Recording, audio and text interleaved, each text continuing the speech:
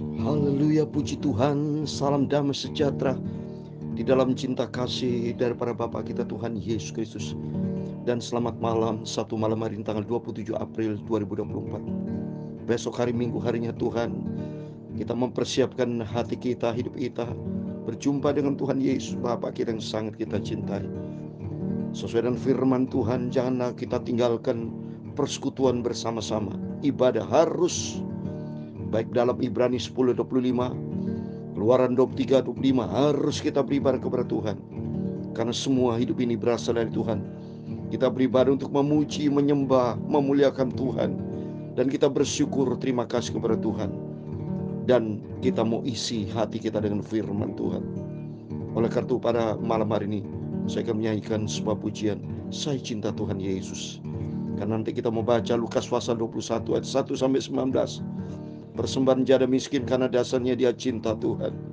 Mari kita mau cinta Tuhan. Kalau orang cinta Tuhan, dia mau taat kepada firman Tuhan. Saya cinta Tuhan Yesus, Yesus juru selamatku. Dengan segenap hati jiwa saya cinta Tuhanku. Amin, haleluya. Saya cinta Tuhanku, saya cinta Bapakku, saya cinta Yesusku, oh, saya cinta Roh Kudus, saya cinta Juru Selamat. Yesus cintaku juga. Amin, haleluya. Saya cinta, oh Bapakku Tuhan Yesus. Yesus itulah Juru Selamatku. Amin, haleluya. Dengan segenap hati jiwa saya cinta Tuhanku. Amin, haleluya. Saya cinta Tuhanku, saya cinta Bapakku, saya cinta Yesusku, saya cinta Roh Kudus, saya cinta Juru Selamat. Yesus cintaku juga. Dalam 1 Korintus pasal 8 ayat 3 dikatakan firman Allah, orang yang mengasihi Allah dikenal oleh Allah. Mari kita mencinta Tuhan Yesus supaya nanti nama kita tertulis dalam kitab kehidupan. Kita cinta dan taat kepada firman Tuhan. Haleluya. Saya cinta Tuhanku, saya cinta Bapakku, saya cinta Yesusku, oh, saya cinta Roh Kudus, saya cinta Juru Selamat. Yesus cintaku juga.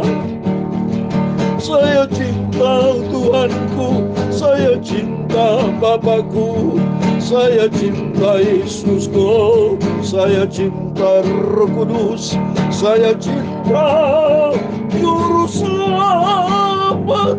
Yesus cintaku juga. Ya Tuhan, punya mula kebesaran dan kejayaan, kehormatan, kemasyuran, dan keagungan. Ya segala-galanya yang ada di langit dan di bumi. Ya Tuhan, amin, haleluya. Punya mula kerajaan dan Engkau yang tertinggi itu melebihi segala-galanya sebagai kepala. Sebab kekayaan dan kemuliaan berasal daripadamu, dan Engkaulah yang berkuasa atas segala-galanya. Dalam tangan-Mu lah kekuatan dan kejayaan, dalam tangan-Mu lah kuasa membesarkan dan mengokohkan segala-galanya.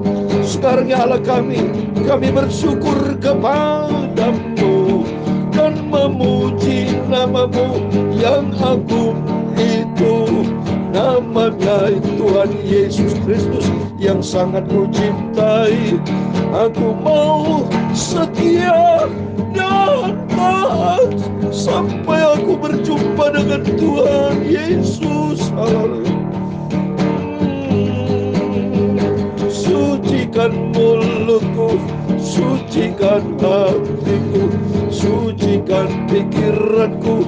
Sebentar kami mau baca firman Tuhan, firman sumber kehidupan. Amin, haleluya. Saya cinta Tuhanku, saya cinta Bapakku, saya cinta Yesusku, saya cinta Roh Kudus, saya cinta Juru Selamat Yesus cintaku juga. Haleluya. Ampuni Bapa segala dosa, segala kesalahan kelemahan kami, Tuhan ampuni. Dalam nama Yesus kami sudah berdoa mengucap syukur. Haleluya. Amin, amin. Saya suka lagu ini Bapak Ibu, tapi nadanya tinggi Bapak ya. Saya udah umur, kalau dulu masih muda, saya pernah juara pertama dulu waktu masih muda, mewakili gereja Betel Indonesia di Petamburan. Saya dapat piala antar gereja DKI Jakarta, masih muda dulu. Dan saya pernah rekaman ya dulu, sekarang tapi sekarang udah usia nih, udah gak kuat nada tinggi ya, kadang tenggorokan ada gatal ya kalau udah nada tinggi ya. Tapi puji Tuhan, penting selama saya hidupku buat Tuhan Yesus. Karena apa saudara? Hidup ini berasal dari Tuhan. Bapak Ibu pergunakan waktu apa yang Bapak Ibu miliki, itu semua datang dari Tuhan, yang Tuhan percayakan dalam hidup kita. Jadilah orang yang bisa dipercaya, to be trusted. Jadi orang bisa dipercaya saudara, supaya Tuhan makin memberi kepada kita ya. Karena kita cinta Tuhan Yesus Bapa yang sangat kita cintai. Semua berasal dari Dia saudara ya. Mari kita mau cinta Tuhan, kita mau lakukan firman Tuhan, dan segala puji hormat bagi kemuliaan Tuhan. Saya selalu baca kitab 1 Tawari, yang saya baca selalu ini ada tertulis saudara. 1 Tawari 29 ayat 11, 12, 13. Ya Tuhan, punya mula kebesaran dan kejayaan, kehormatan, kemasyuran, dan keagungan, ya segala yang ada di langit dan bumi. Ya Tuhan, punya mula kerajaan, dan Kau yang tertinggi itu melebihi segala galanya sebagai kepala. Oh dahsyat, Dia yang tertinggi sempurna. Tuhan itu Maha Agung. Maka saya kalau udah berdoa di kamar saya, so ini kamar saya pribadi ya, saya berdoa sama Tuhan, saya taruh kepala saya di lantai, so rendahkan hati saya di depan Tuhan, berterima kasih kepada Tuhan Yesus. Kalau saya bisa bagi hamba Tuhan, dipilih sama Tuhan, bisa setia melayani pekerjaan Tuhan, anugerah Tuhan. Ya, semua karena kemurahan Tuhan. Selagi kita hiduplah untuk Tuhan Yesus ya. Sebab kekayaan dan kemuliaan, ayat 12, berasal daripadamu, dan Kaulah yang berkuasa atas segala-galanya. Dalam tanganmu lah kekuatan dan kejayaan. Dalam tanganmu lah kuasa membesarkan dan mengokohkan segala-galanya. Ayat 13, sekarang ya Allah kami bersyukur kepadamu dan memuji namamu yang agung itu. Amin. Allah Elohim, Jehovah Yahweh, Adonai, Tuhan Yesus Kristus. Ya, semua identik sama saudara.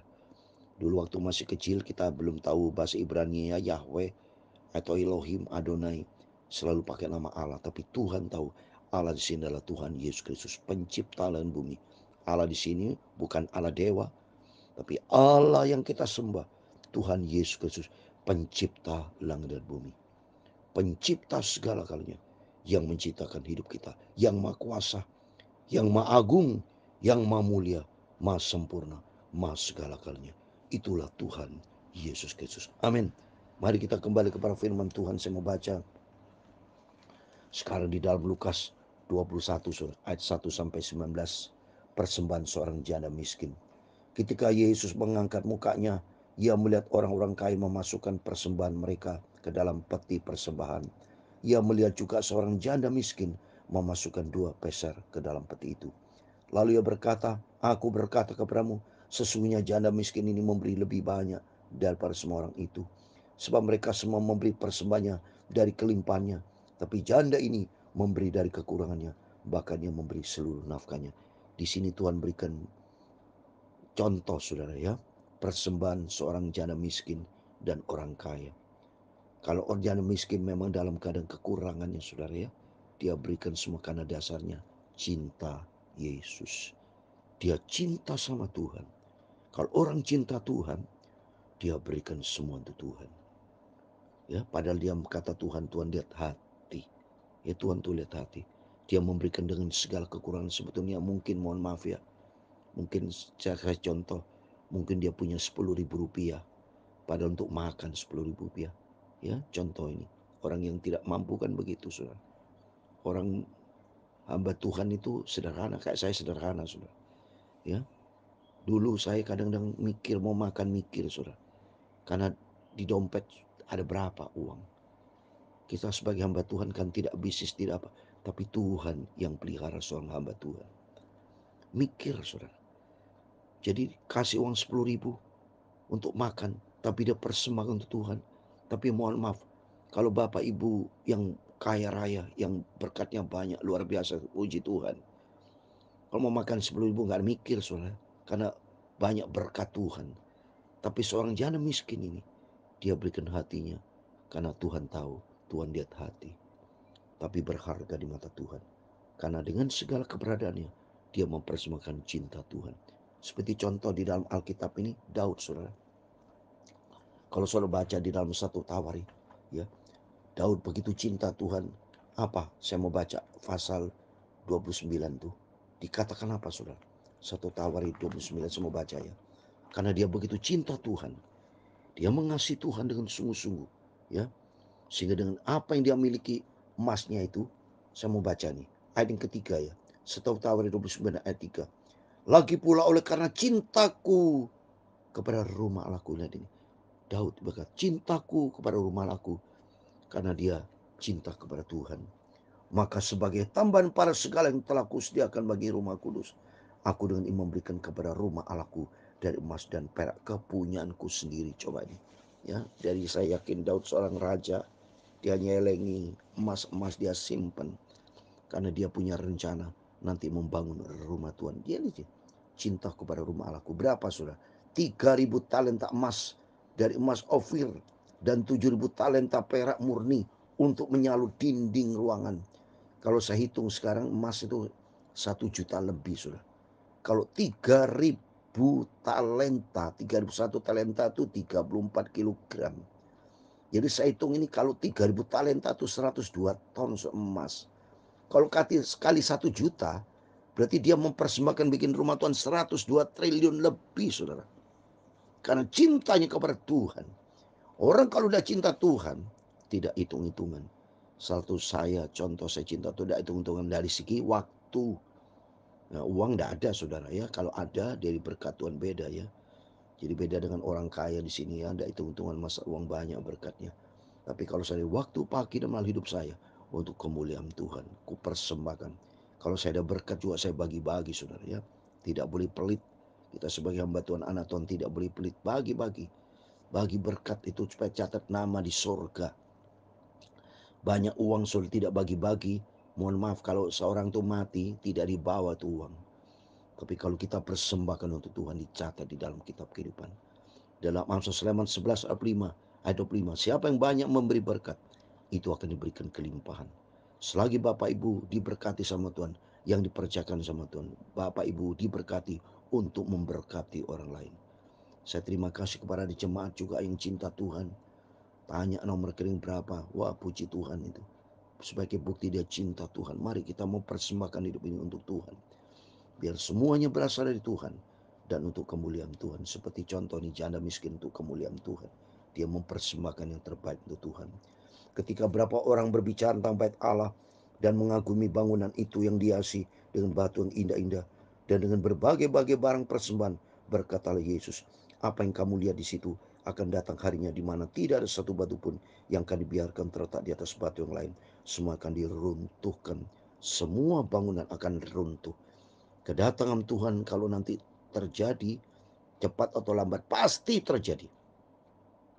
Terjadi gempa bumi aja, ya, rontok semuanya sudah. Lihat pada waktu peristiwa di mana saya dengar di Taiwan itu ya, ada gempa bumi. gedung-gedung bangunan, apalagi kalau terjadi tsunami, rontok semua tuh, dunia semua akan lenyap. Tapi firman Allah kekal buat selama-lamanya.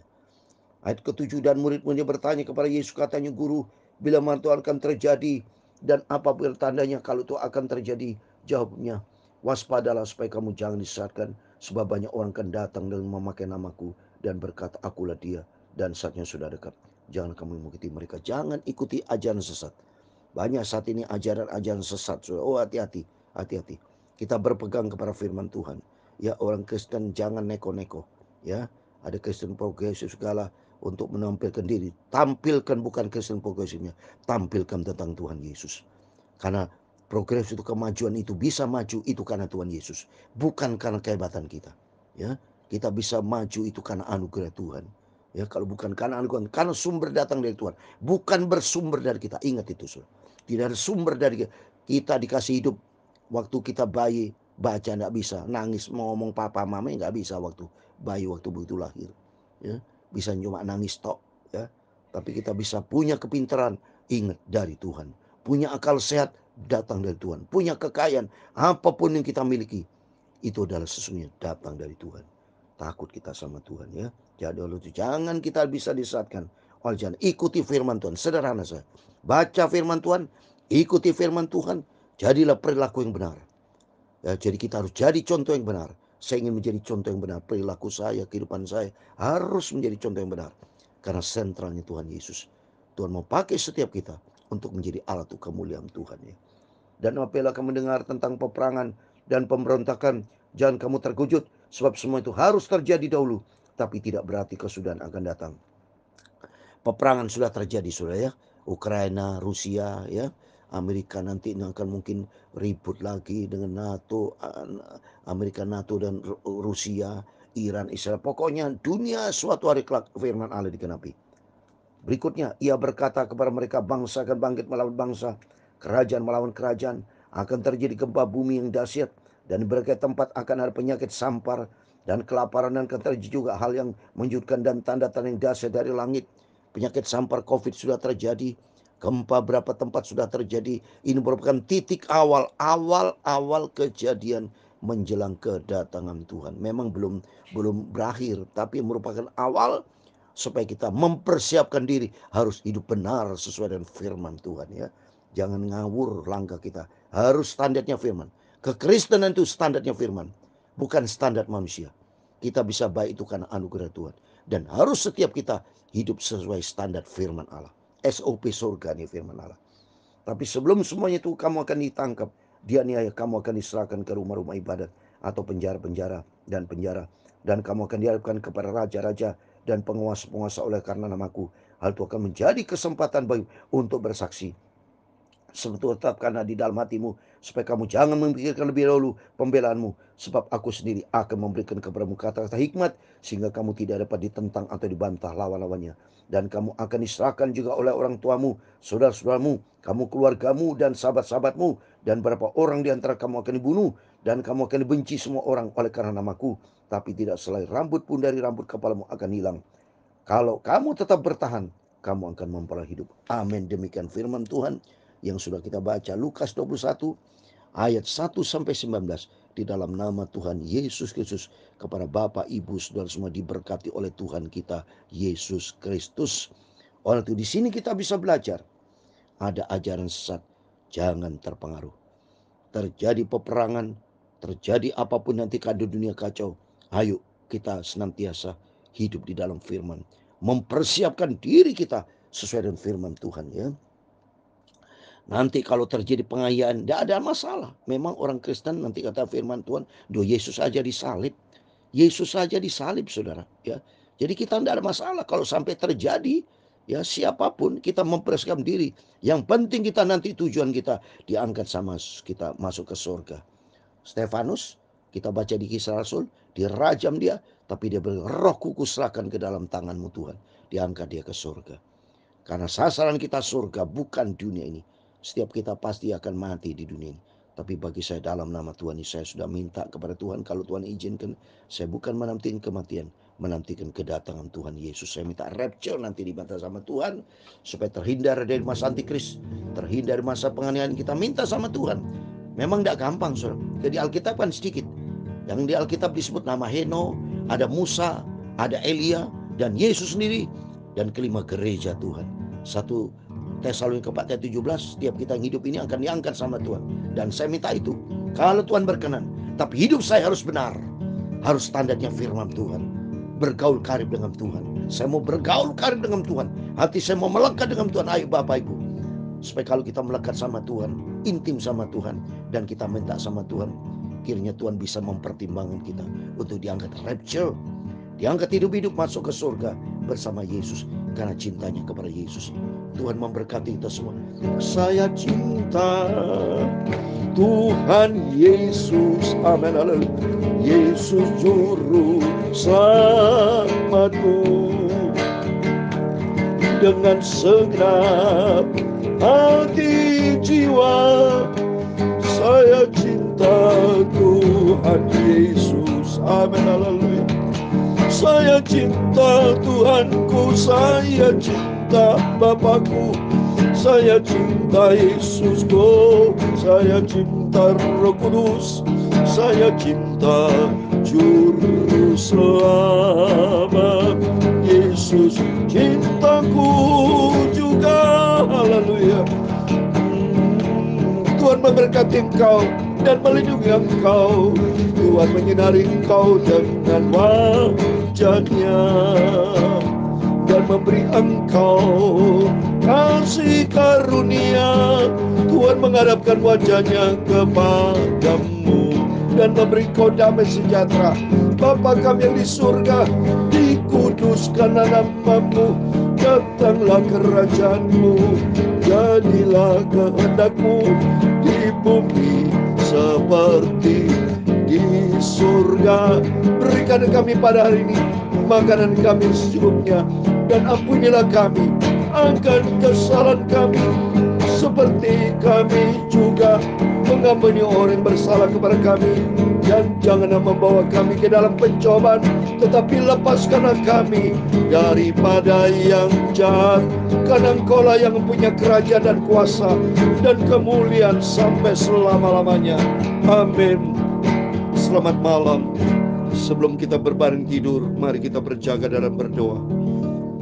Dan besok hari Minggu, harinya Tuhan, kita mau cinta Tuhan Yesus.